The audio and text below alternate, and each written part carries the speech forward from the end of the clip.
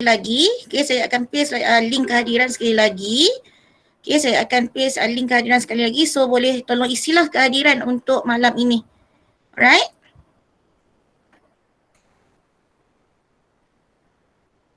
Okay, so boleh tengok ke bahagian ruangan message ni. Saya dah paste kehadiran yang tadi tu. So, boleh isilah di dalam ruangan Google Form ni. Okay? Alright. Okay. Jadi pertama sekali sebelum saya mulakan kelas kita pada malam ini, alright, saya nak perkenalkanlah dulu diri saya kan. Okay, nama saya Irma Fizura binti Muhammad Nur dan saya bertugas di SMJK Perempuan Cina Pulau Pinang. Okay, alright. Jadi awak semua boleh panggil saya Cikgu Irma lah, Cikgu Irma. Okay, okay. Alright, okay, so sebelum kita mulakan kelas kita, okay, sebelum kita mulakan kelas kita pada malam ini, alright, jadi saya nak tunjuk satu video lah dahulu, okay, video daripada penaja kita iaitu MPDCA, okay.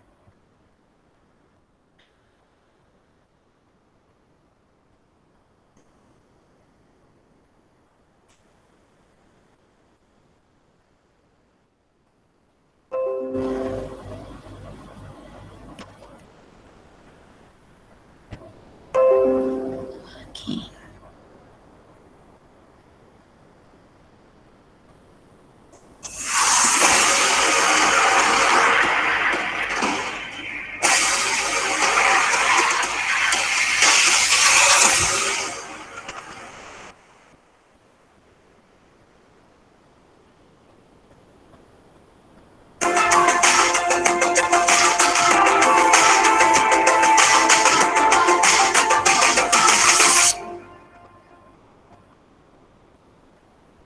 Okay. Okey, jadi ini adalah video daripada penaja kita, kerjasama daripada Jabatan Pelajaran Negeri Pulau Pinang, Jabatan Pendidikan Negeri Pulau Pinang dan juga MPDCA, berserta dengan Zakat. Alright. Okey, jadi pada malam ini, seperti yang anda semua sedia maklum, bahawa malam ini kita akan berbincanglah sedikit berkaitan dengan satu topik yang berada di dalam tingkatan 4 iaitu berkaitan dengan sistem saraf manusia. Sistem saraf manusia. Alright. So kita tengok berkaitan dengan sistem saraf manusia. Sistem saraf manusia ni dalam tingkatan 4 dia berada dalam bab 12. Dan sebenarnya dalam bab 12 tajuk besarnya adalah tentang koordinasi dan juga gerak balas. Koordinasi dan juga gerak balas. Jadi bila kita cakap tentang koordinasi dan juga gerak balas ni, jadi dia melibatkan dua sistem sebenarnya. Dua sistem di dalam badan manusia. Iaitu sistem saraf dan juga sistem endokrin. Tapi untuk hari ini saya akan fokus kepada sistem saraf dahululah. Kita akan tengok kepada sistem saraf.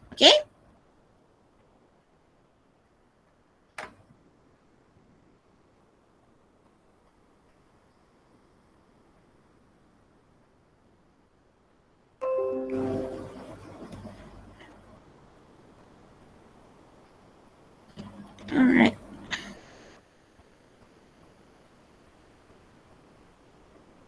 Boleh nampak ya semua skrin saya? Boleh nampak? Nampak. Alright.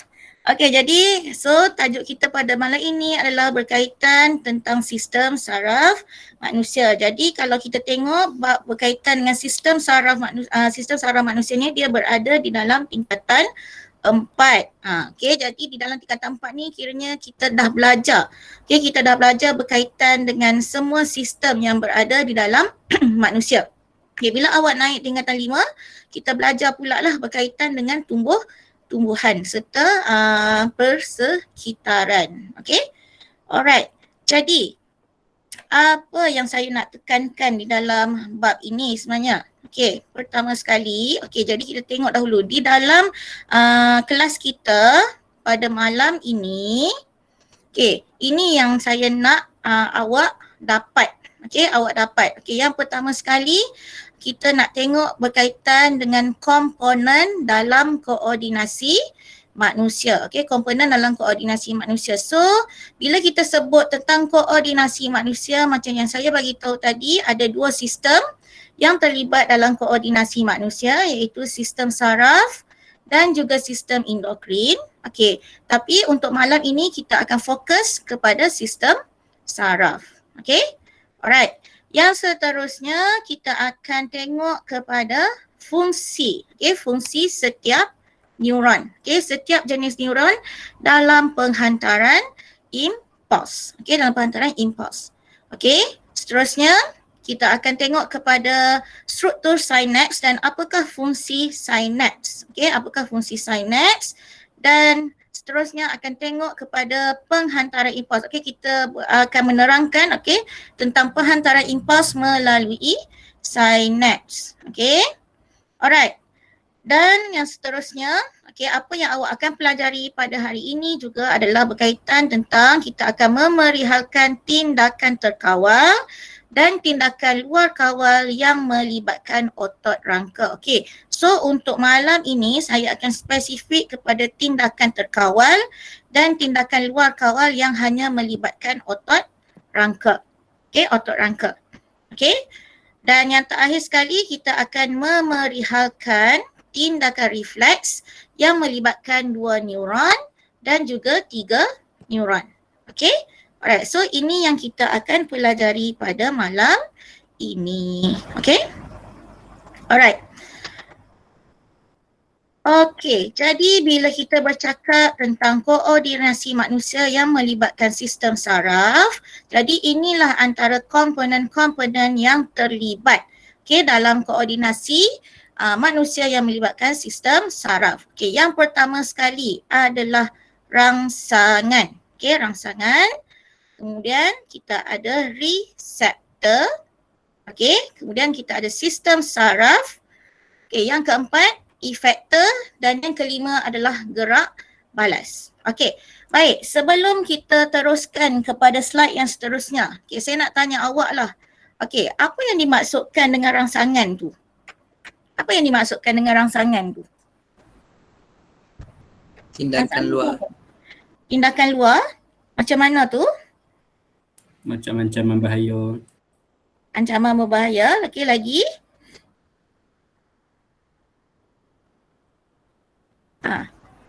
Apa lagi contoh-contoh rangsangan? Suhu. Ya? Okey. Saya tak nampak ni Sat. Saya ni. Suhu persekitaran. Okey, suhu persekitaran. Okey, suhu persekitaran. Lepas tu? Lagi? Bahan kimia. Okey, bahan-bahan kimia. Okey. Lagi? Cahaya. Cahaya. Okey, cahaya. Okey, itu adalah antara contoh rangsangan. Okey, so ada kawan ni. Okey, deria bau, light. Okey, cahaya. Okey. Alright, so itu adalah rangsangan yang awak bagi tahulah dekat saya kan. Okey, rangsangan. Okey. Baik. Okey, reseptor. Okey, reseptor ni apa pula? Apa tu reseptor? Apa yang dimaksudkan dengan reseptor? Yang Penerima. mengesar rangsangan. Dia akan mengesar rangsangan, lepas tu Yang menerima rangsangan. dia akan menerima rangsangan. Okey, so itu adalah reseptor. Okey, alright, tak apa. Okey, next kita tengok pada sistem saraf. Okey, sistem saraf ni apa pula? Sistem saraf. Okey, kalau kita cakap sistem saraf, jadi berkaitan dengan koordinasi manusia, apakah komponen sistem saraf yang terlibat di dalam koordinasi manusia? Sistem saraf periferi, sistem Dengan saraf pusat. iaitu Pusat. Okey, sistem saraf pusat, lepas tu? Okey, sistem saraf periferi. pusat.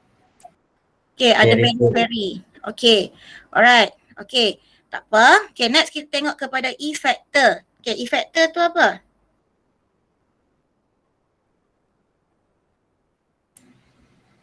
Effector. Apa tu effector? Fizis Effect. otak yang melakukan tindakan. Okay. Alright. Okay, dan last sekali adalah gerak balas. So, apa itu gerak balas? Apa itu gerak balas? Cara organisma bertindak balas selepas pengasan sesuatu rangsangan. Okay. Alright.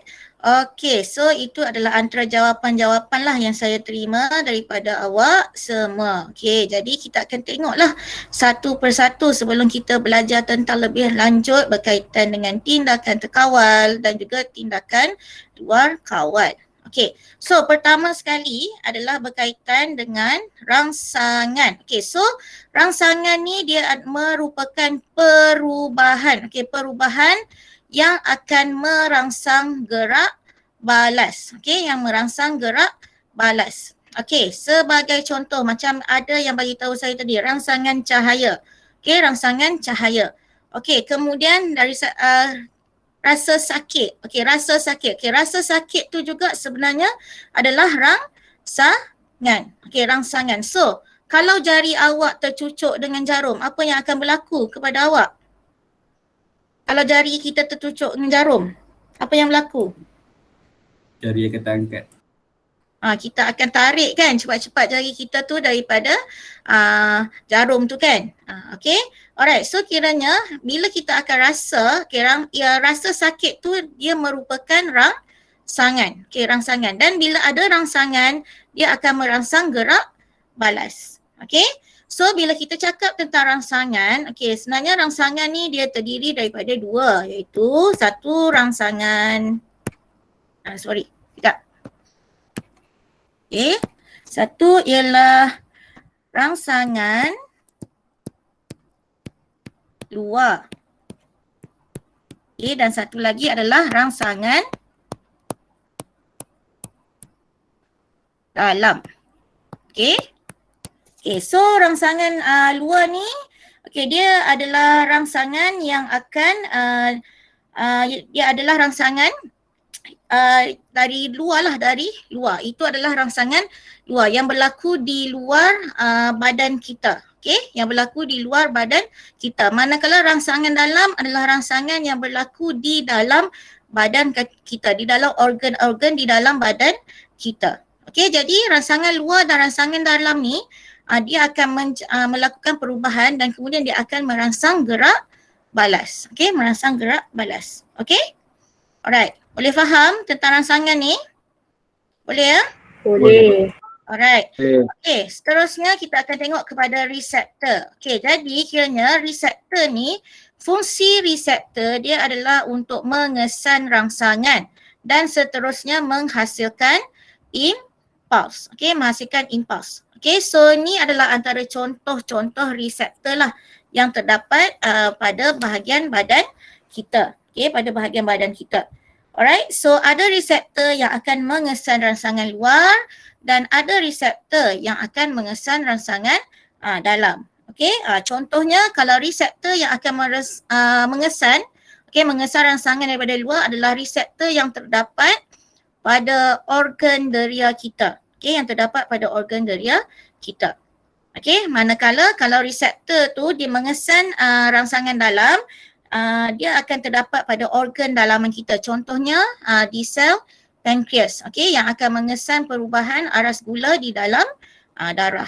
Okay, so ini adalah reseptor. So dia ada kaitan lah, kena ada reseptor baru dia boleh mengesan rangsangan dan seterusnya reseptor ni lah yang akan menghasilkan impuls. Okay, menghasilkan impuls. Okay. Okay. Dan seterusnya kita tengok kepada sistem saraf. Okay, jadi dalam tindakan terkawal dan tindakan luar kawal yang melibatkan otot rangka, okay, so sistem saraf yang terlibat dekat sini, dua ni adalah komponen sistem saraf pusat lah seperti yang awak tahu, iaitu otak dan juga saraf tunjang. Okay, otak dan juga saraf tunjang. So otak ni dia akan menginterpretasikan impuls untuk tindakan terkawal, untuk tindakan terkawal, manakala saraf tunjang untuk tindakan refleks, untuk tindakan refleks. Dan juga bila kita cakap tentang sistem saraf, of course di dalam sistem saraf kita terdapat sel-sel saraf yang dikenali sebagai neuron. Neuron. Alright. Jadi otak. Otak dia merupakan pusat integrasi yang akan menterjemahkan impuls dan kemudian mengkoordinasi suatu gerak balas yang sesuai. Jadi kiranya otak ni dia merupakan satu pusat untuk mengintegrasi dan kemudian menterjemahkan impuls yang dihantar oleh neuron deria daripada reseptor. Dan kemudian bila dia dah menterjemahkan impuls, otak ni dia akan mentafsirkan impuls tersebut, menterjemahkan impuls tersebut dan dia akan mengkoordinasikan satu gerak balas yang sesuai dengan rangsangan yang diperolehi. Dengan rangsangan yang diperolehi. Jadi otak ni dia akan mengawal, dia akan mengawal tindakan terkawal lah, tindakan terkawal. Manakala untuk sistem saraf, bukan sistem saraf, saraf tunjang. Saraf tunjang dia akan mengawal tindakan refleks. Ini yang kita akan fokus pada hari ini berkaitan dengan tindakan refleks. Alright, dan yang ini adalah antara fungsi lain lah bagi sistem saraf. Dia akan memproses jenis maklumat deria dan menghantar gerak balas melalui neuron motor dan juga menghubungkan otak dengan sistem saraf periferi. Alright. Dan seterusnya kita akan tengok kepada sel-sel saraf iaitu neuron. So bila kita sebut tentang neuron, ada 3 jenis neuron yang akan terlibat. Iaitu yang pertama sekali adalah neuron deria. Dan ini adalah fungsi neuron deria. Neuron deria dia membawa impuls saraf dari reseptor ke sistem saraf pusat. Ini fungsi dia, membawa impuls saraf dari reseptor ke sistem saraf pusat. Dan macam mana cara kita nak kenal neuron deria? Pertama sekali selalunya kalau macam saya ajak student saya, tengok kepada badan sel. Badan sel neuron deria ni dia berada di tengah-tengah. Dia berada di tengah-tengah dan kemudian dia ada nukleus dekat tengah ni, dia macam mata. Mata. So mata kan adalah organ deria kan. So maksudnya ini adalah neuron deria. Neuron deria. Alright Seterusnya, neuron yang kedua ialah neuron geganti. Neuron geganti yang berada di dalam sistem saraf pusat kita, iaitu sama ada di otak ataupun di saraf tunjang. Dan fungsi neuron geganti ni dia akan menghantar impuls saraf dari neuron deria ke sistem saraf pusat. Dan dari sistem saraf pusat ke neuron motor. Sekejap.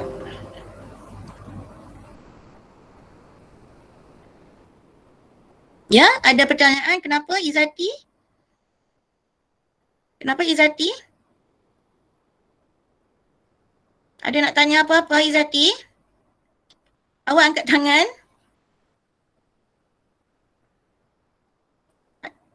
Dia tertekan kot. Tertekan kot lah.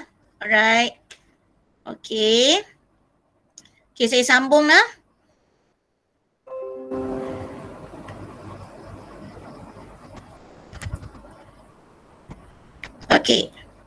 So ini neuron geganti ya. Neuron geganti. Dia punya gambar dia lebih kurang macam ni lah. Neuron geganti. Seterusnya kita ada yang ketiga adalah neuron motor. Neuron motor. So ini adalah gambar rajah yang menunjukkan neuron motor. Neuron motor. This one. neuron motor. So fungsi neuron motor adalah menerima impuls saraf dari neuron geganti, sistem saraf pusat dan kemudian menghantar impuls saraf ke efektor. Okey, ke efektor. Okey, jadi dari segi susunan, okey, kalau dari segi susunan neuron tu kita boleh cakap, okey, daripada reseptor, okey. Alright, so impuls tu akan dihantar melalui neuron deria ke sistem saraf pusat. Okey, sebab maksudnya neuron yang pertama sekali adalah neuron deria. Okey, neuron deria. Okey, kemudian di saraf pusat ada neuron geganti. So neuron geganti di tengah sebab dia akan menghubungkan, sebenarnya neuron geganti ni dia akan menghubungkan neuron deria dengan neuron motor. Okey, dan yang ketiga adalah neuron motor. Sebab neuron motor dia akan menerima impuls tu daripada neuron geganti di sistem saraf pusat dan seterusnya akan menghantar impuls saraf tersebut ke efektor. Okey, ke efektor. Alright. Okey.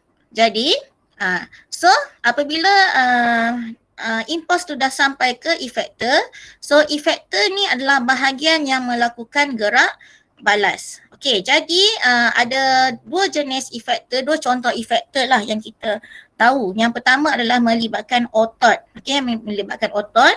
Dan yang kedua melibatkan kelenjar endokrin. Okey, kelenjar endokrin. Okey, tapi macam yang saya cakap, untuk malam ini kita akan fokus kepada tindak balas ataupun tindak balas yang koordinasi manusia yang melibatkan sistem saraf. So melibatkan otot ni lah.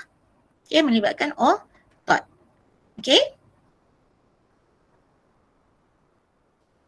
Okay, dan akhir sekali adalah gerak balas. Okay, so gerak balas adalah cara organisma tu bertindak selepas dia mengesan sesuatu rangsangan. Contoh macam gambar ni awak boleh tengok. So kiranya policeman ataupun postman ni dia nampak. Okay, dia nampak dan juga dia dengar. Okay, anjing ni menyalak. Okay, dan kemudian anjing ni mengejar dia. So gerak balas yang dilakukan adalah postman dia berlari menjauhi anjing tersebut. So ini adalah contoh gerak balas. Okay, alright. Boleh nak? Boleh. Boleh. Okay. So seterusnya, okay, bila kita ke arah itu, so kita akan teruslah tengok kepada tindakan terkawal. Okay, yang ini kira saya terus masuk kepada tindakan terkawal. Okay, jadi tindakan terkawal ni adalah satu tindakan yang kita sedari. Okay, kita sedari apa yang kita nak buat. Okay, apa yang kita nak buat. Alright. Okay, jadi contohnya macam kita nak menulis. So kita akan ambil pensel dan seterusnya kita akan menulis. Itu adalah tindakan terkawal. Okay. Alright. Okay, contoh yang paling senang saya ambil. Okay. Ketika di dalam kelas. Okay, ketika di dalam kelas. Okay. So, seorang guru dia menyoal murid. Okay, seorang guru dia menyoal murid. Okay, jadi apa yang berlaku dekat murid tersebut. Okay. Reseptor di dalam organ deria murid tersebut dia akan mengesan rangsangan. Okey, rangsangannya apa? Rangsangannya adalah apabila guru tersebut memanggil namanya dan kemudian menyoal murid tersebut. Itu adalah rangsangan. Okey. Alright, jadi reseptor di dalam telinga, reseptor di dalam telinga dia akan menerima rangsangan tersebut. Okey, dan seterusnya reseptor tu dia akan menghasilkan impuls dahulu. Okey, reseptor yang berada dalam telinga tu dia akan menghasilkan impuls dahulu dan seterusnya dia akan menghantar impuls ke cerebrum iaitu yang berada di otak, ke cerebrum melalui neuron deria. Okey, so impuls tersebut dihantar ke otak melalui neuron deria, daripada reseptor ke otak melalui neuron deria. Okey, melalui neuron deria. Okey, so apabila impuls sampai dekat bahagian otak ni, apabila impuls sampai ke bahagian otak ni, so bahagian cerebrum itu dia akan menginterpretasikan impuls saraf untuk dihantar ke efektor. Okay, jadi kiranya dia akan menterjemahkanlah maklumat yang diperolehi daripada rangsangan tersebut. Okay, dia akan buatlah tindakan sama ada nak menyahut ke, nak menjawab ke ataupun tak nak. Okay, jadi dia yang akan menterjemahkan ataupun menginterpretasikan maklumat saraf yang diterima tu. Okay, alright. So andai kata otak decide dia nak menjawab soalan. Okay, bangun dan menjawab soalan ataupun mengangkat tangan. Okay, alright. Jadi daripada cerebrum, okay, impuls saraf akan dihantar ke efektor. Okay, akan dihantar ke efektor melalui neuron motor. Okay, melalui neuron motor. Okay, alright. So, apabila impuls saraf tersebut sampai kepada efektor, okay, so efektor dia akan menghasilkan gerak balas, iaitu murid tersebut dia akan mengangkat tangan untuk menjawab soalan. Okay, untuk menjawab soalan. So efektor dekat sini adalah otot rangka. Okay, otot rangka. Okay, so awak boleh tengok kelas dekat dari otak ni dia ada neuron geganti. So maksudnya, okay, apa yang berlaku apabila impuls saraf ni sampai ke otak, okay, jadi impuls saraf ni akan diterima oleh neuron geganti ni lah. Okay, akan diterima oleh neuron geganti dan kemudian neuron geganti ni dia akan menghantar impuls tu ke cerebrum ni lah. Okay, dan cerebrum dia akan menginterpretasikan impuls saraf tersebut. Okay, dan daripada situ impuls saraf akan dihantar ke neuron motor. Okay, ke neuron motor. So daripada neuron motor, impuls saraf yang baru akan dihantar ke efektor. Okay, ke efektor. Alright. Okay, boleh tak? Boleh tak? Boleh. Boleh tak? Boleh. Okay, alright. Okay, jadi ini adalah tindakan terkawal. Okay, jadi kena ingat tindakan terkawal dia melibatkan otak. Okay. Okay, dan ini adalah berkaitan dengan tindakan luar kawal yang melibatkan otot rangka dan kita panggil dia sebagai tindakan refleks. Okay, tindakan refleks. So bila kita cakap tentang tindakan luar kawal ni, dia adalah satu tindakan yang berlaku secara automatik. Okay, secara automatik dan kita tak ada, orang kata apa, tak sempat pun nak fikir pasal tu. Okay, tak sempat pun nak fikir apa gerak balas yang kita nak buat. Okay, so kiranya contoh, kalau kita tercucuk pin, okay, automatik jari kita akan tertarik menjauhi pin tersebut. So maksudnya otak tak ada masa nak fikir, oh nak tarik ke tak mau, nak tarik ke tak mau, tak ada. Okay, so dia berlaku secara automatik dan cepat. Okay, dan cepat. Okay, jadi bila kita cakap tentang arca reflex ni, okay, dia ada arca reflex yang melibatkan 3 jenis neuron. Okay, 3 jenis neuron. Okay, so yang pertama sekali, okay, yang pertama sekali adalah inilah kita akan tengok arca reflex yang melibatkan 3 jenis neuron, okay, iaitu neuron deria, neuron geganti dan juga neuron motor. Okay, dan sistem saraf pusat yang terlibat di dalam arca reflex adalah saraf tunjang. Okay, saraf tunjang. Okay, so tindakan luar kawal yang melibatkan otot rangka, sistem saraf pusat yang terlibat adalah saraf tunjang. Okay, alright. So, jadi apa yang berlaku, okay, untuk arca reflex 3 neuron ni? So, apabila jari dia tercucuk pin tajam, okay, reseptor deria akan mengesan rangsangan. Okay, dia akan mengesan rangsangan. Reseptor deria di jari tu, di kulit tu, dia akan mengesan rangsangan dan seterusnya akan mencetuskan impuls saraf. Okay, kemudian impuls saraf akan dihantar ke saraf tunjang melalui neuron deria.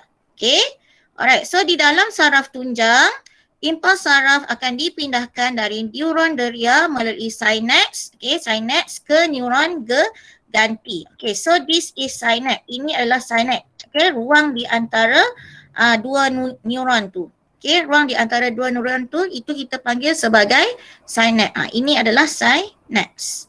Okay. Alright. So dari neuron berganti, apa yang berlaku?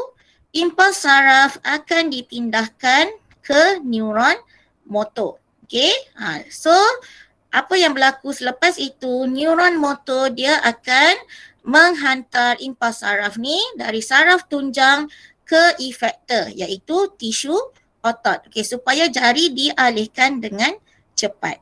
Okay, so ini adalah arca reflex yang melibatkan 3 jenis neuron.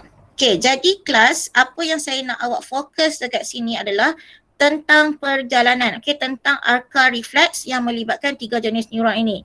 Okay, daripada rangsangan tu, okay, kemudian dikesan oleh apa? Okay, dan kemudian apa yang berlaku? Apa yang reseptor akan lakukan? Okay, apa yang reseptor akan lakukan dan seterusnya. Okay, impuls tu akan dihantar oleh neuron mana? Okay, sama ada ke saraf tunjang atau ke otak. So, bergantung kepada keadaan. Okay, bergantung kepada keadaan. Okay, dan kemudian dekat saraf tunjang apa yang berlaku? Okay, okay, dan seterusnya, okay, daripada neuron berganti itu, apa yang akan berlaku? Kiranya impuls tu akan dipindahkan ke neuron motor dan daripada neuron motor, impuls akan dihantar ke efektor. Okay, impuls daripada saraf tunjang tu akan dihantar ke efektor. Okay, dan efektor akan melakukan gerak balas supaya jari dialihkan dengan cepat. Maksudnya tisu otot tu dia akan mengecut lah. Okay, mengecut untuk mengalihkan jari dengan cepat. Okay, dia akan melakukan contraction dekat situ. Alright. Okay, ni arca reflex untuk 3 neuron. Okay, dan ini adalah arca reflex untuk 2 neuron. Okay, iaitu sentakan lutut. Okay, sentakan lutut. Alright. So bila kita tengok sentakan lutut, dia hanya melibatkan 2 neuron kat sini, iaitu neuron deria dan juga neuron motor. Okay, neuron deria dan juga neuron motor. Okay, alright. So apa yang berlaku? Okay, dia start rangsangan dia dekat sini. Okay, ni adalah rangsangannya. Okay, rangsangan.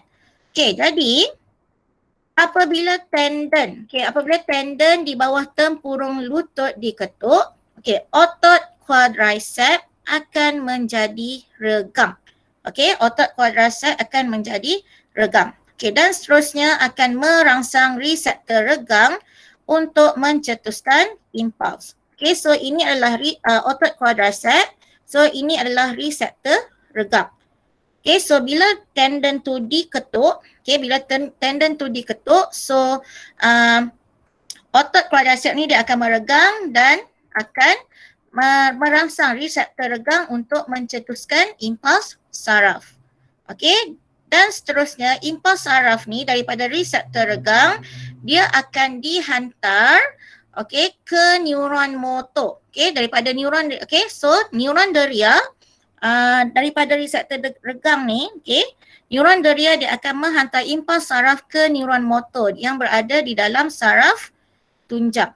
Okay, dalam ini dia tak ada neuron geganti. Dia hanya melibatkan neuron deria dan neuron motor. Maksudnya, impuls saraf daripada reseptor regang tu akan dihantar oleh neuron deria ke neuron motor yang berada di dalam saraf tunjang.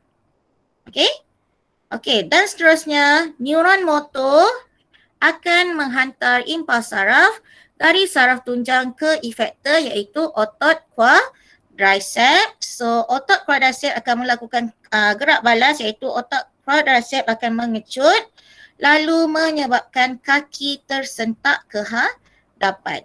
Okay, kaki tersentak ke hadapan. Okay, so yang ini dia memang tak ada langsung neuron geganti tapi dia hanya melibatkan neuron deria dan juga neuron motor.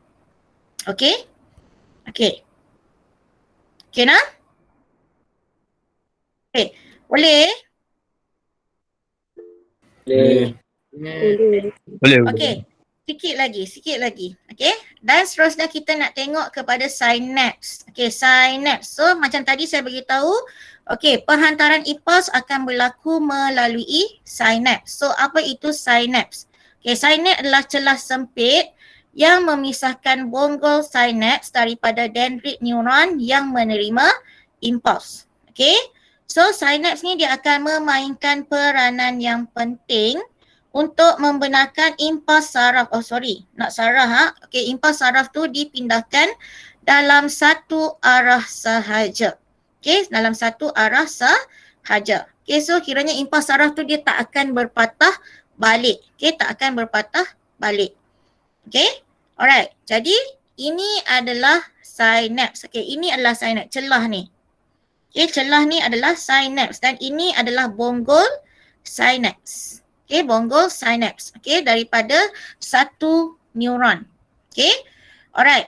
Jadi kalau kita tengok dekat bonggol sinaps ni, dia ada vesicle sinaps. Ini adalah vesicle sinaps dan di dalam vesicle sinaps dia ada mengandungi neurotransmitter.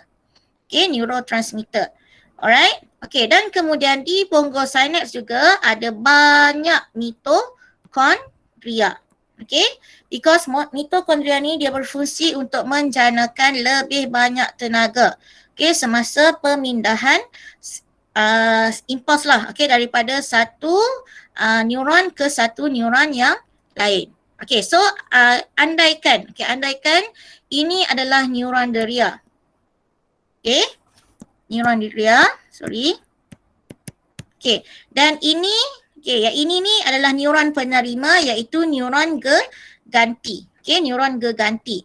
So dekat neuron geganti ni, dia ada satu inilah orang kata apa, penerimanya yang kita panggil sebagai protein receptor. So apa yang berlaku nanti apabila neurotransmitter ni dia akan meresap melalui sinaps. So neurotransmitter ni dia akan bind lah. Dia akan bind dekat protein receptor ni. Itu adalah jadi maksudnya dekat neuron penerima tu dia ada protein receptor yang akan menerima neurotransmitter. Alright. So apakah neurotransmitter? Neurotransmitter adalah bahan kimia yang disimpan dalam vesicle sinaps yang terkumpul di hujung bonggol sinaps. So ini adalah antara contoh neurotransmitter. Antara contoh ataupun nama-nama neurotransmitter.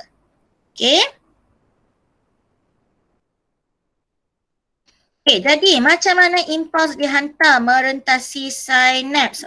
Jadi awak kena tahu impuls tu dia adalah dalam bentuk isyarat elektrik. Dia dalam bentuk isyarat elektrik. Jadi apabila impuls daripada reseptor sampai ke bonggol sinaps, so actually impuls tu dia akan ditukarkan. Ditukarkan menjadi isyarat kimia. Ditukarkan menjadi isyarat kimia dalam bentuk ni lah. Dalam bentuk neurotransmitter.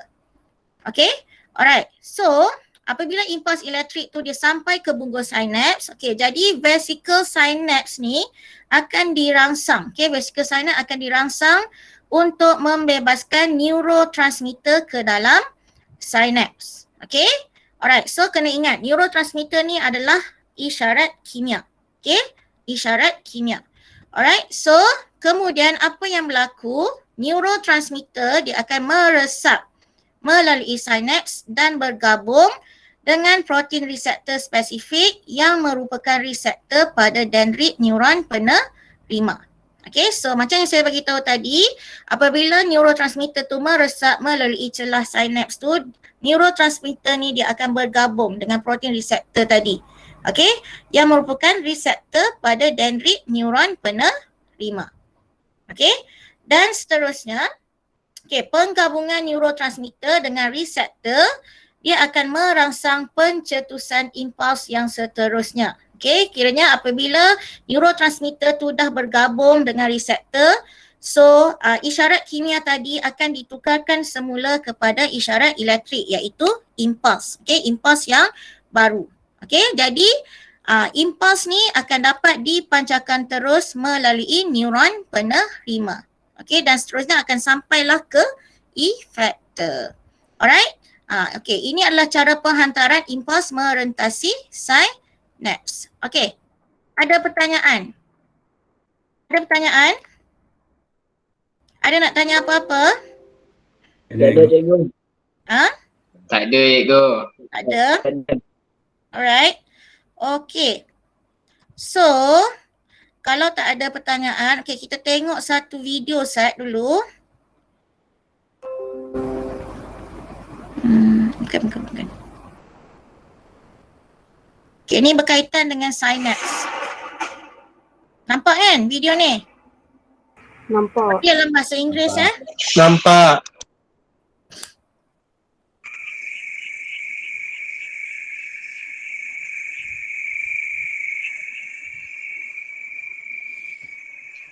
When an action potential reaches the synaptic terminal of the axon, it encounters a region called the synapse, where two neurons come close together but do not touch one another.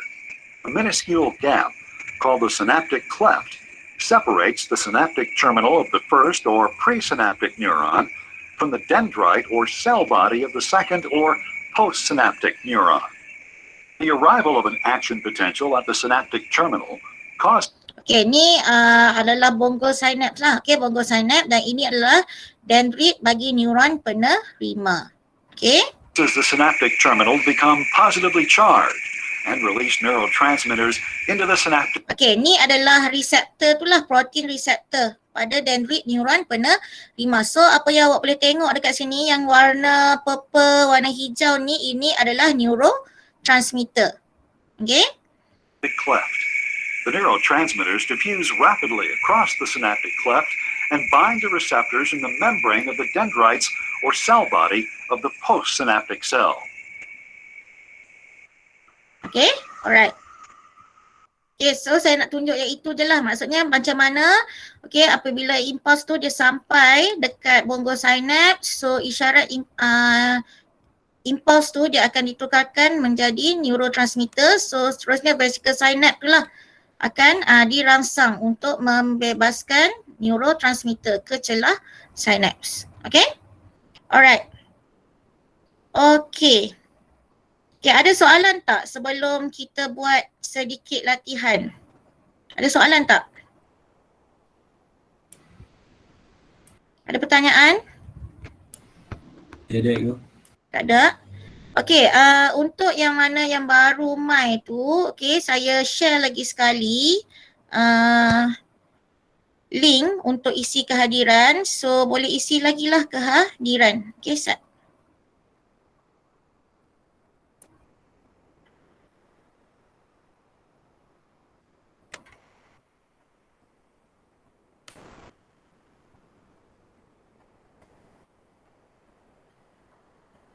Okay, boleh isi kehadiran kat sini lah.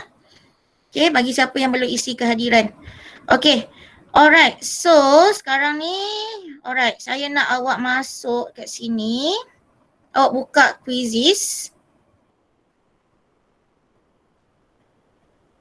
Sekejap.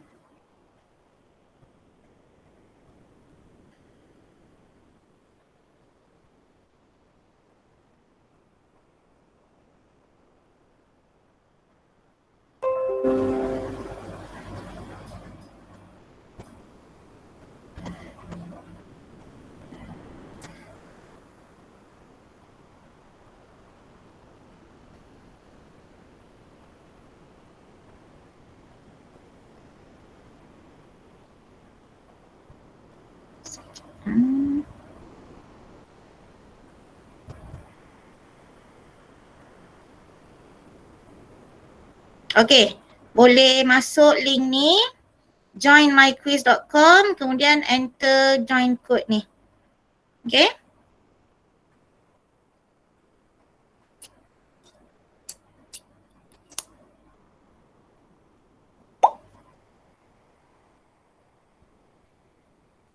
Okay, boleh.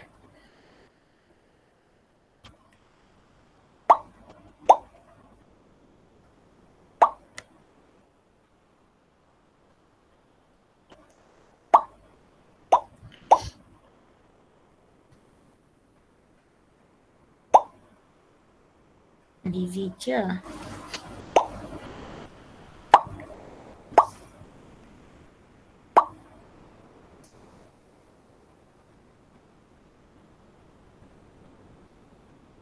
Okay, masuk.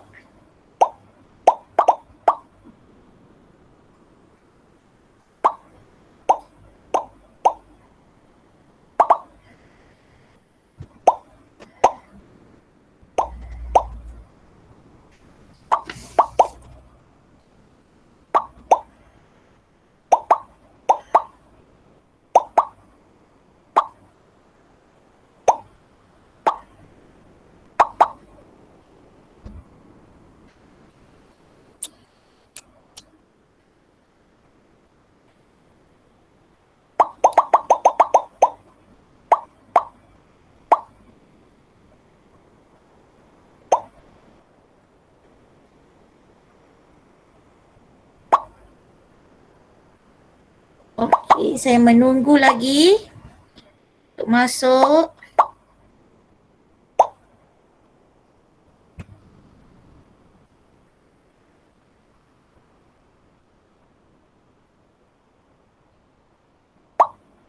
Sebelum saya start quiz ni,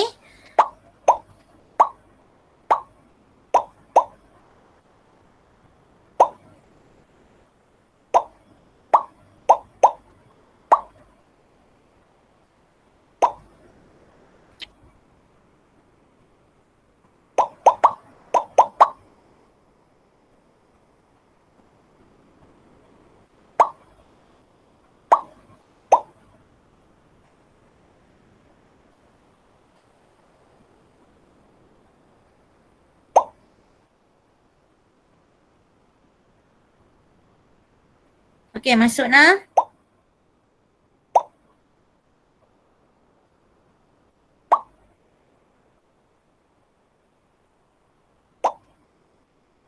Saya tunggu sampai 9.20. Lepas tu kita akan start.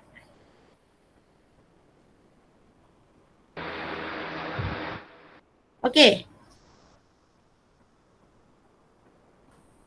Okay. Alright. Ada yang tak boleh masuk ke?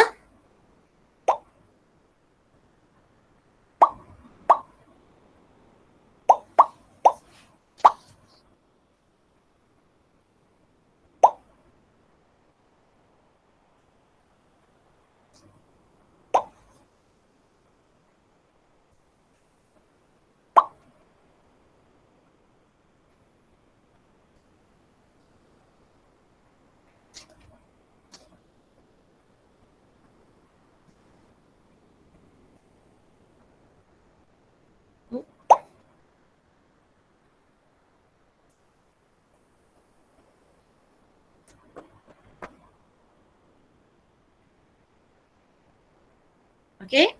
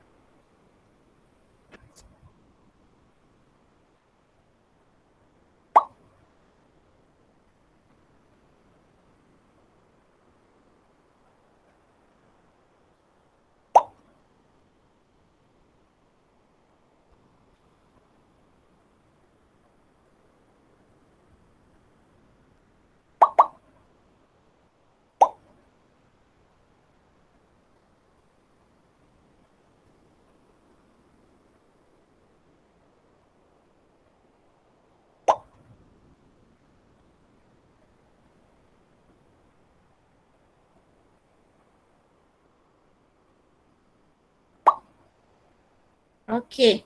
Alright, ada lagi ke? Sebab saya dah nak start dah game. Right. Okay, so game ni ada 20 soalan. Okay, ada 20 soalan. So awak kena jawab di dalam masa 7 minit. Okay, 7 minit. Alright. Okay, so saya akan start lah game sekarang. Okay ya? Okay.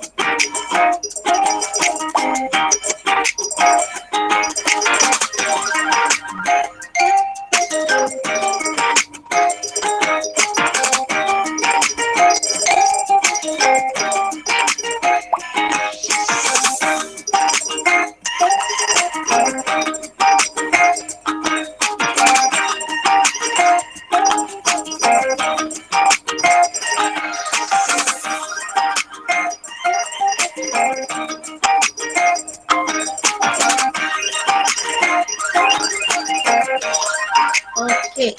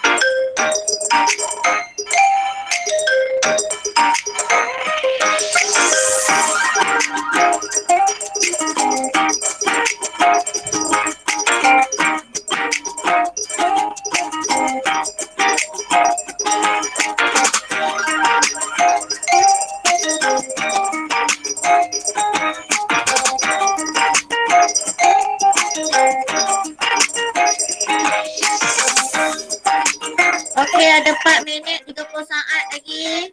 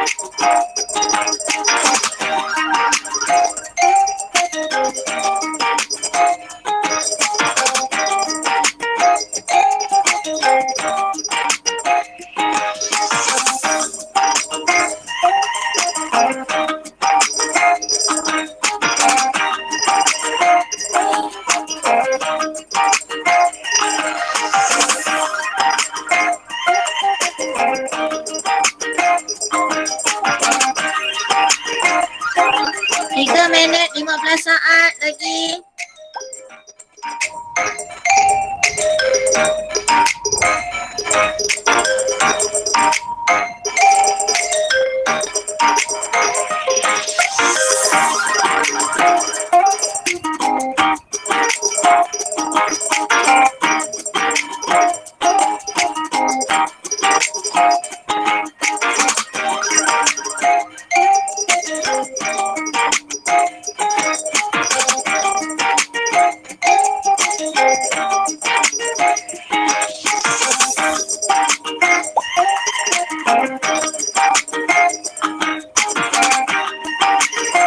Dua minit 30 saat.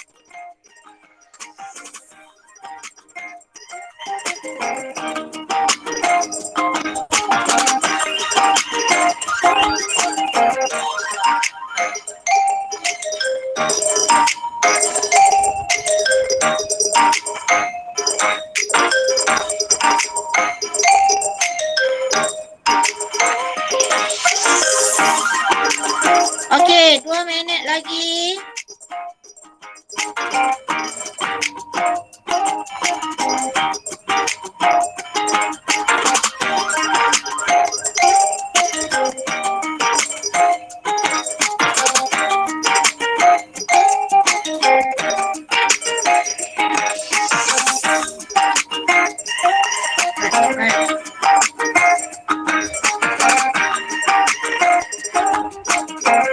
Okey, 1 minit setengah lagi.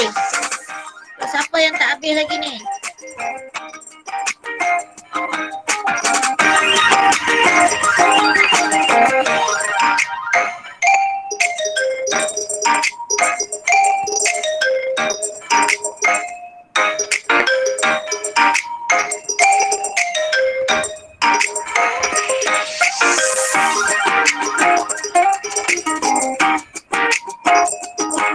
Okey, 1 minit lagi.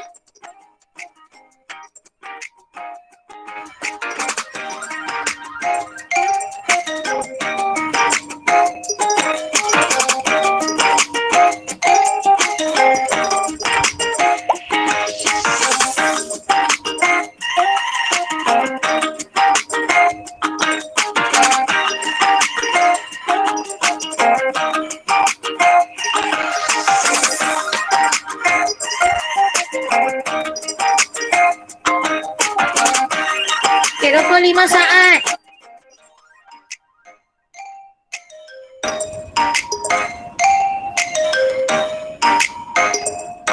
Lima belas.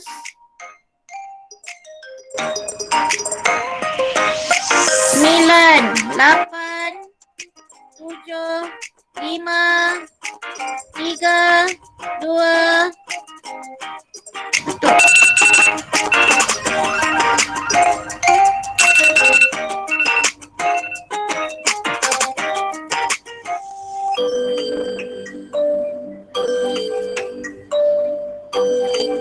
Okey, tanya diucapkan kepada Krishna. Okey.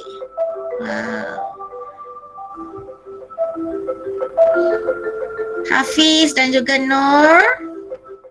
Okay, dan ada yang dapat 100%. Tahniah untuk anda semua. Alright? Okay. So, kita tengok soalan dia.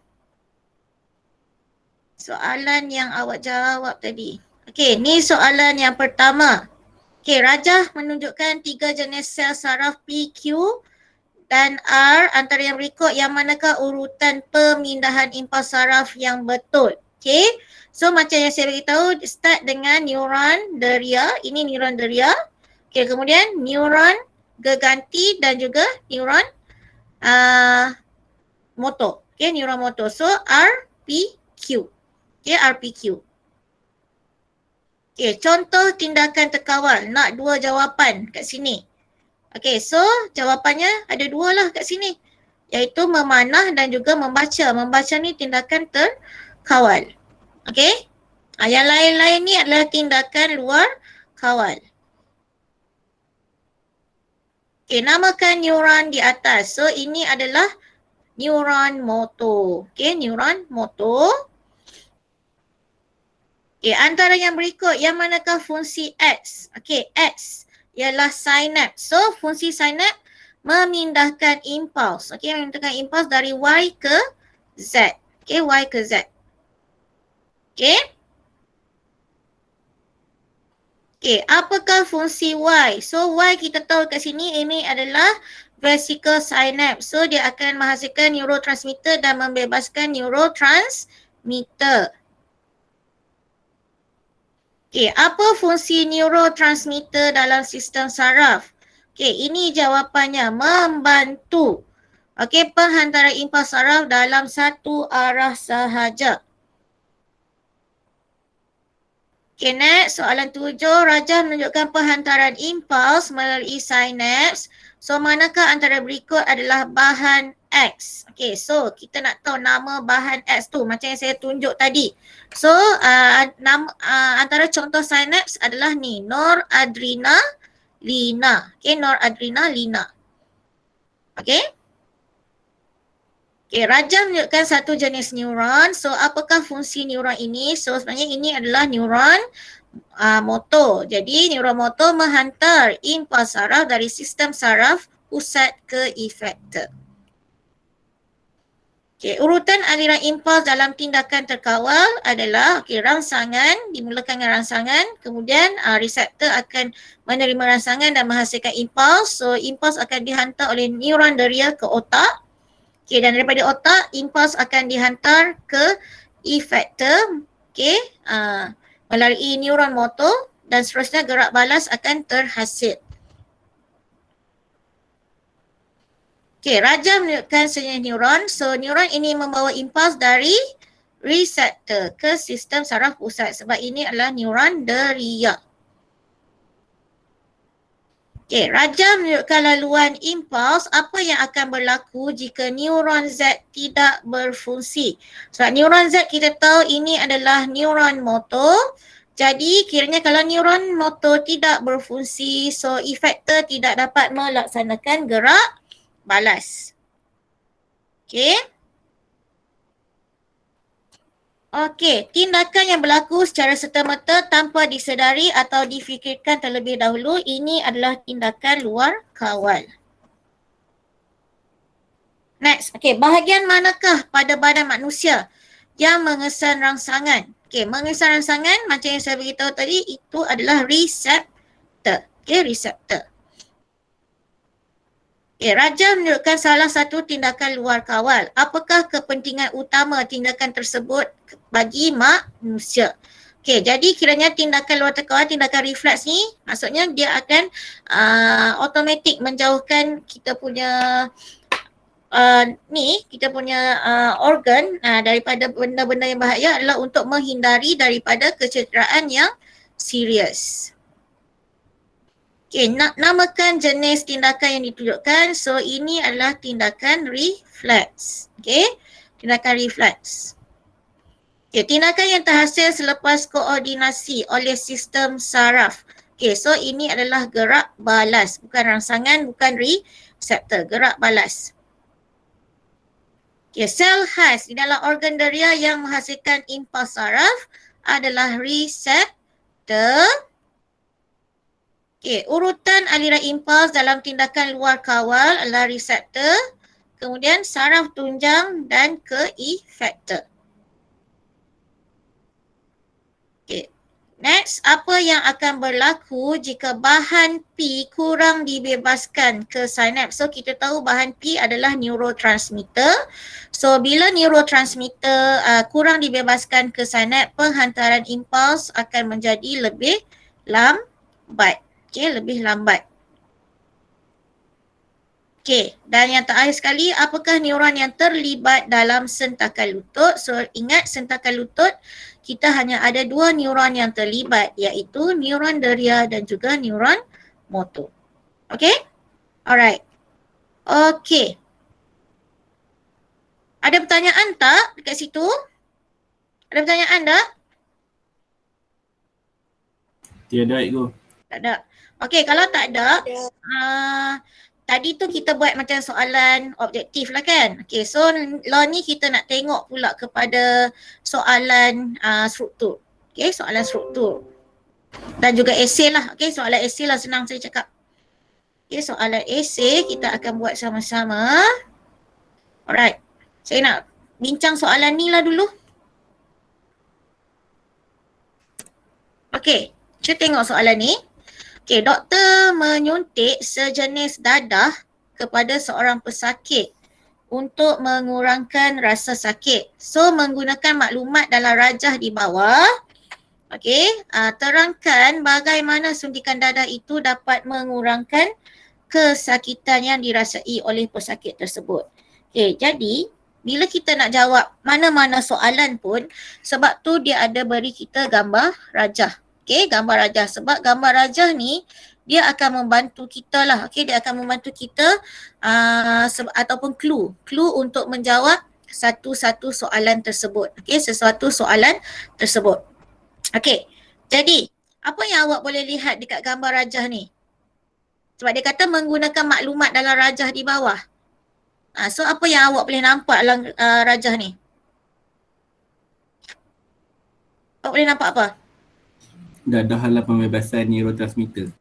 Okey, dadah ni dia akan menghalang pembebasan neurotransmitter daripada vesicle synapse. Okey, kemudian apa lagi yang awak boleh nampak? Ni dadah kan? Ya. Lepas tu, apa yang berlaku kat sini? Kurang neurotransmitter yang bergerak ke apa? Yang penerima tu. Okey, apa yang berlaku kat sini? Ni, maksudnya apa ni? Macam mana nak jawab dia? Okey, clue dia ada dekat sini dah ni. Okey, dadah menghalang pembebasan neurotransmitter daripada vesicle synapse. Okey, clue dia maksudnya bila ada suntikan dadah tersebut, okey, so bila dadah tu masuk, okey, jadi dia akan menghalang pembebasan neurotransmitter tu daripada vesicle synapse. Okey, tapi bila nak jawab soalan, okey, bila nak jawab soalan, awak tak boleh tulis balik apa yang ada dekat soalan di dalam ruang jawapan awak, iaitu takkan diterima. Okey, takkan diterima. Okey, so saya nak tanya awak, bila dadah ni menghalang pembebasan neurotransmitter daripada vesicle synapse, so maksudnya apa? Apa yang akan berlaku lepas tu? Macam mana dia sampai boleh mengurangkan kesakitan tu? Kurang kurang menerima neurotransmitter.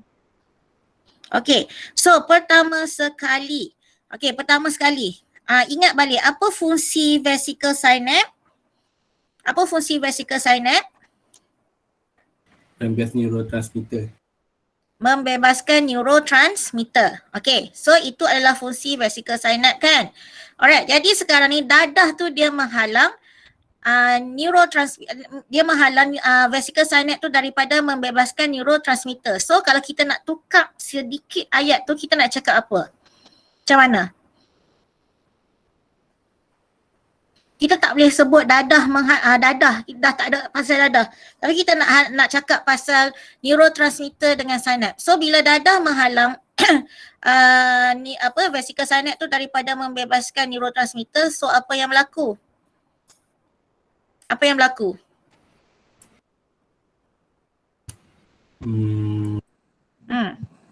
Neurotransmitter tidak dapat dihasilkan. Neurotransmitter tidak dapat dihasilkan ataupun tidak dapat dibebaskan.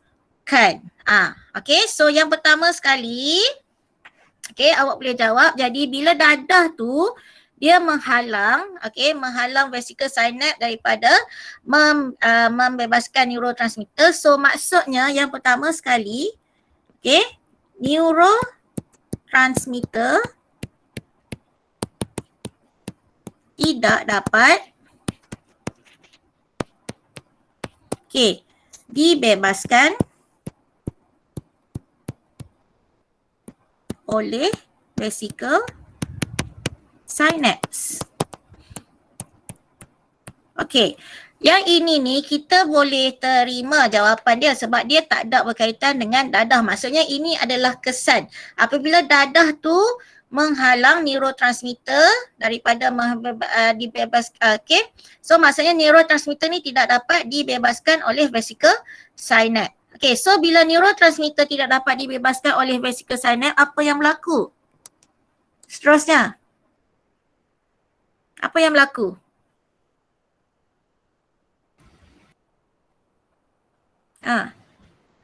Selalunya, okay, kalau kita terangkan secara normal lah, kalau penghantaran impuls secara normal, okay, so kita tahu bila impuls tu, okay, bila impuls sampai ke bonggol synapse, kemudian impuls tu dia akan ditukarkan menjadi neurotransmitter lah, isyarat elektrik tu ditukarkan kepada isyarat kimia dalam bentuk neurotransmitter. Okay, so vesikel synapse dia akan membebaskan neurotransmitter.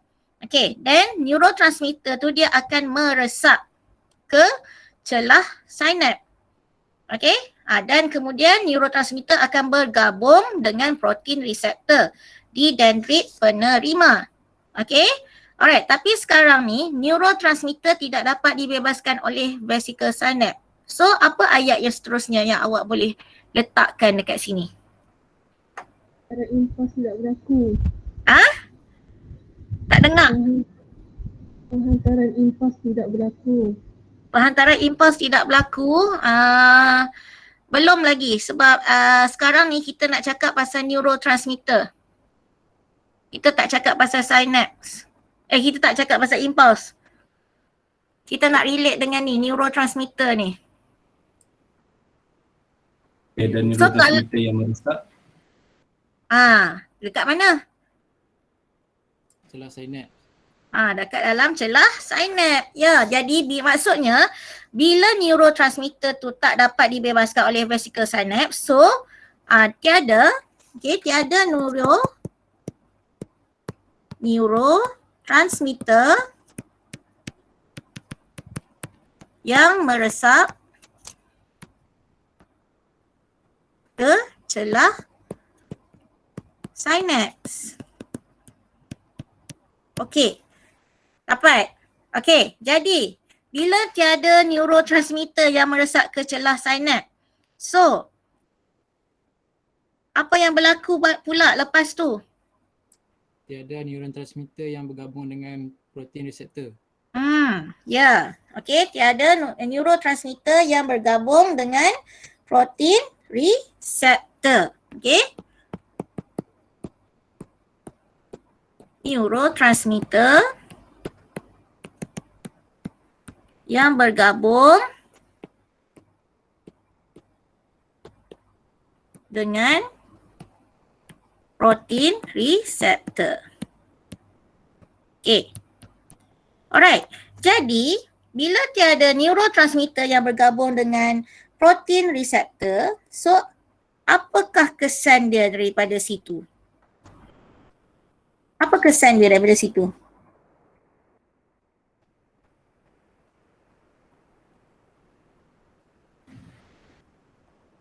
Sebab, okey, satu lagi saya nak terangkan dekat awak, okey.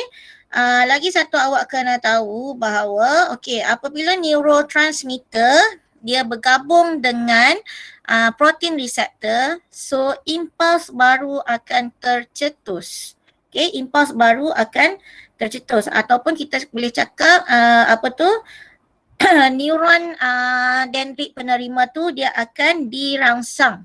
Okey, dirangsang untuk mencetuskan impuls yang baru. Itu kalau yang berlaku secara normal lah. Okey, penghantaran impuls secara normal.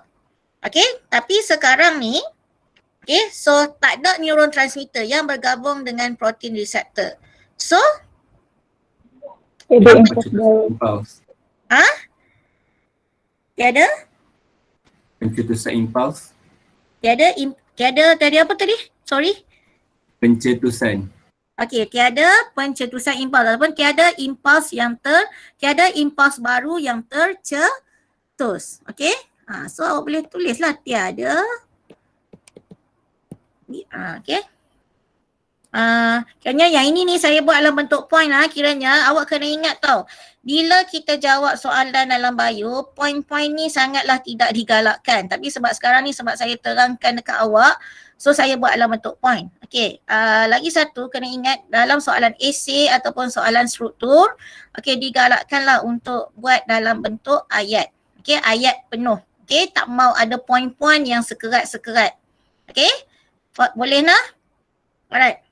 Dia ada nama transmitter. Jadi maka impuls baru yang tercetus. Okey. Okey, tiada impuls baru yang tercetus. Okey? Alright, jadi bila tiada impuls baru yang tercetus, so apa yang berlaku? Macam mana awak nak relatekan dengan mengurangkan kesakitan tu? Macam mana awak nak relate dia dengan mengurangkan kesakitan tu? Macam mana?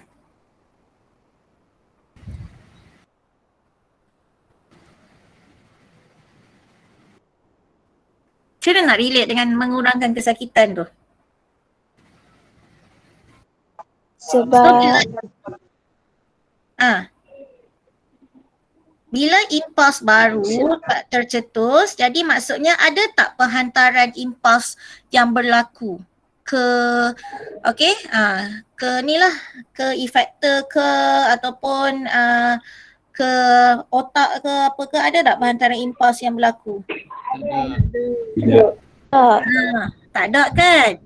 Jadi bila tak ada penghantaran impuls yang berlaku tu, jadi maksudnya contohnya kalau ini adalah neuron ni, so otak dia tak dapat mentafsir data lah. Dia tak dapat mentafsir data, dia tak dapat orang kata sebab itulah dia boleh mengurangkan kesakitan. Dia tak dapat mentafsir dia, maksudnya impuls tu lambat sampai, lagi satu ataupun tak ada langsung impuls yang sampai. So itu yang menyebabkan rasa sakit tu berkurang sebab dia dah tak boleh nak fikir dah masa tu. Okay? Alright, so sekiranya satu lagi awak boleh cakap. Okay, jadi tiada impuls. Okay, tiada impuls yang dihantar ke otak. Okay, contohnya. Okay, ke otak ataupun merentasi sinaps ataupun ke neuron perantaraan. Okay, boleh? Boleh tak? Boleh. Jadi bila tak ada impuls baru yang tercetus, so maksudnya tiada impuls lah yang akan dihantar ke otak. Jadi bila tak ada impuls yang dihantar ke otak, okey, jadi otak tak dapat orang kata relate rasa sakit tu. Okey, relate rasa sakit tu, so sebab tu dia macam boleh mengurangkan kesakitan. Okey, boleh mengurangkan kesakitan seseorang pesakit tu. Okey? Alright. Boleh nak? Okey. Kita dah masa berapa lama lagi ya? Okey, ada lebih kurang dalam 13 minit lagi. Okey, kita try tengok pula soalan ni.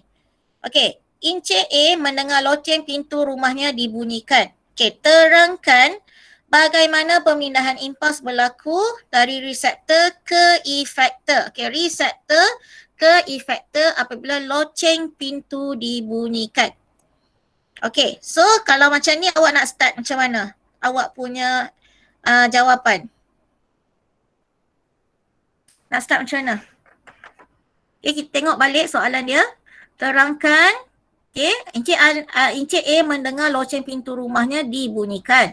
Terangkan bagaimana pemindahan impuls berlaku dari reseptor ke efektor apabila loceng pintu dibunyikan. So macam mana nak cerita dia? Macam mana nak terangkan pemindahan impuls tu? Reseptor menerima rangsangan iaitu bunyi loceng. Okay, wah. Alright. Okay, pertama, reseptor menerima rangsangan. Okay, betul. Iaitu bunyi loceng. Okay, so terusnya apa yang berlaku? Ini straight to the point je sebenarnya. Reseptor akan menghasilkan impuls. Ya, betul. Okay, yang kedua, reseptor akan menghasilkan impuls. Menghasilkan impuls. Okay. So apabila impuls terhasil ataupun impuls tercetus, jadi apa yang berlaku kepada impuls tersebut? Impuls daripada reseptor akan dihantar ke sistem saraf pusat melalui neuron deria. Betul. Okay, betul sangat-sangat. Okay. Impuls, okay, akan dihantar ke sistem saraf pusat. Okey, ataupun kalau awak nak spesifik, awak boleh tulis impuls akan dihantar ke mana. Okey, kat sini sekarang ni ke mana? Sistem saraf pusat ni yang mana satu? Otak ke saraf tunjang? Saraf tunjang. Mana satu? Otak ke saraf tunjang? Saraf tunjang baru pergi ke otak. Betul ke? Betul ke? Okay, so pertama sekali, loceng pintu. Loceng pintu. Okay, loceng pintu, soalnya kalau orang dengar loceng pintu, apa yang orang tu akan buat? Kalau awak lah, awak dengar ada orang bunyikan loceng pintu dekat rumah awak. So apa yang awak akan buat? Boleh tengok luar. Pergi tengok luar lah kan, berjalan lah Sat kan. Pergi tengok dekat luar kan. Alright, so maksudnya kalau awak berjalan dah tu, okay, awak dah berjalan nak pergi tengok dekat luar tu, okay, nak pergi jenguk kat pintu tu siapa yang mai kat rumah. Alright, so itu tindakan apa tu? Itu tindakan apa? Terkawal. So kalau tindakan terkawal, maksudnya impuls tu akan dihantar ke mana? Otak. Yes, ke otak. Alright, so kiranya kalau awak boleh spesifikkan jawapan awak, awak cakap je lah impuls akan dihantar ke sistem saraf pusat iaitu otak, okay, melalui neuron deria, okay. Melalui neuron deria. Okay. Okay, alright, seterusnya apa yang berlaku apabila impuls tu dah sampai dekat otak? Sorry, ada sistem pusat. Apa yang berlaku? Otak akan menterjemahkan impuls. Okay, otak akan menterjemahkan impuls. Okay. Alright. So, alright. Otak akan menterjemahkan impuls saraf tersebut.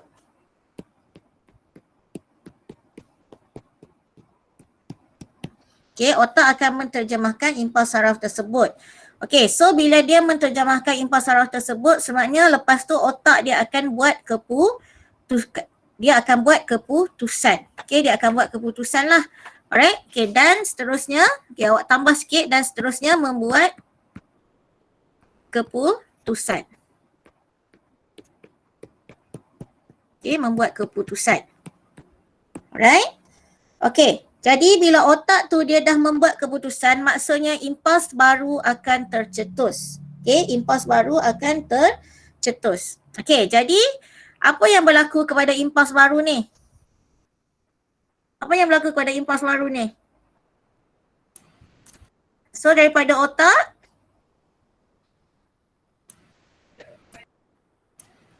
ke neuron geganti. neuron geganti dah berada kat dalam otak. Okay. Oh, Neuromotor. Okay. Alright, so jadi impuls baru, impuls yang tercetus, sekejap. Okay, so ayatnya impuls baru yang tercetus akan dihantar, okay, ke neuron ni, motor. Okay, akan dihantar ke neuron motor. Okay, alright, dan seterusnya ke mana? Dan seterusnya, apa fungsi neuron Baik. motor kat sini? memindahkan impuls ke efektor. Okay, so bolehlah buat ayat satu lagi lah. Awak cakap neuron motor. Okay, ya. Okay, akan menghantar impuls ke efektor. Iaitu siapa? Kat sini siapa efektor dia? Siapa efektor kat sini? Otak. Otot. Okey, sebab ini melibatkan sistem rangka, tulang rangka. Okey, bukan tulang rangka, sorry. Apa tu, otot rangka. Okey, otot rangka iaitu otot. Okey, iaitu otot. Alright, otot. Okey, so apa yang berlaku kepada otot? Atau menghasilkan gerak balas. So otot akan mengecut dahululah. Maksudnya gerak balas dia akan mengecut. Okey, otot akan mengecut. Okey, dan seterusnya. Okey.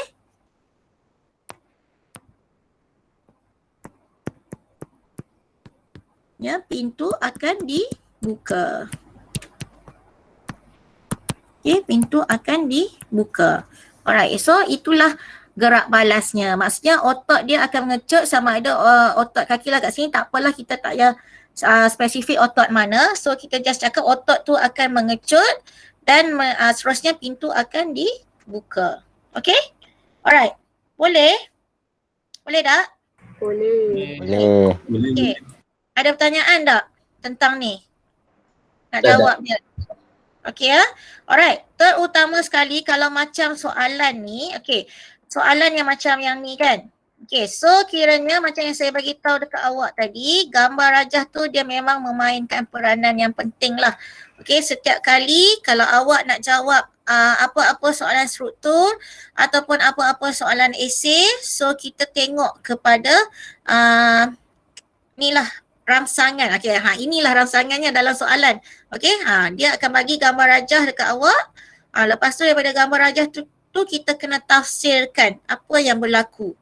Okey, macam yang kita belajar dalam teori-teori yang kita belajar dalam kelas tu, dia punya soal, dia orang kata apa, penerangan dia tu adalah secara terus je.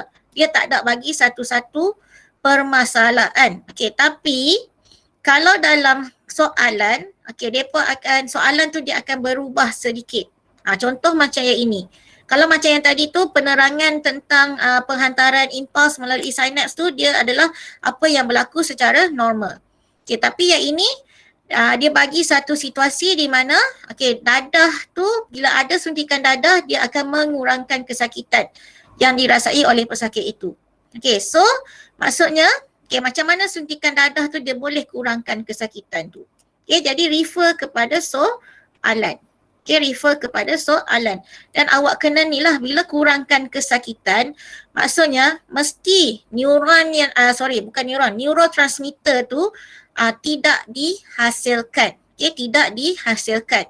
Okay, jadi bila neurotransmitter tak dihasilkan, maksudnya tiadalah neurotransmitter yang akan meresap di celah-celah sinaps ni, dan kemudian tiadalah juga neurotransmitter yang akan bergabung dengan reseptor inilah, okey, protein reseptor pada dendrit penerima. Okey, jadi bila tak ada neurotransmitter yang bergabung dengan reseptor, protein reseptor dendrit penerima tu, so maksudnya tiada impuls baru yang tercetus. So bila tak ada impuls baru yang tercetus, jadi tiadalah penghantaran impuls daripada dendrit tu ke otak. Okey, so otak dia tak dapat mentafsir rasa sakit tu lah. Okey, so tu yang dia kata dia boleh mengurangkan kesakitan. Okey, boleh tak? Boleh? Boleh. Boleh ya? Boleh. Right. Okey. Okey. Okay, so saya harap untuk kelas pada malam ini, saya harap untuk kelas pada malam ini adalah ilmu yang awak dapat perolehi sedikit berkaitan dengan sistem saraf ni. Okay, alright. Okay, jadi saya rasa itu sahajalah kot. Okay, ada yang belum isi kehadiran tak? Okay, ada yang belum isi kehadiran tak? Kalau yang belum isi kehadiran tu, okay, mungkin saya akan paste lagi sekali, kat sini. Dia punya link tu. So, siapa yang belum isi kehadiran tu sebelum awak keluar, tolong isi kehadiran dulu lah. Alright? Okay. Alright, so saya rasa mungkin setakat itu sahaja daripada saya untuk hari ini. Jadi, harapnya apa yang saya berikan kepada awak, dapat dimanfaatkan. Okay. Alright? Okay, so terima kasih semua dan insyaAllah kita akan berjumpa lagi lah. Okay? Alright, terima kasih. Terima kasih cikgu. Sama-sama. Terima kasih, Go. Terima kasih, cikgu. Sama-sama. Terima kasih, Go.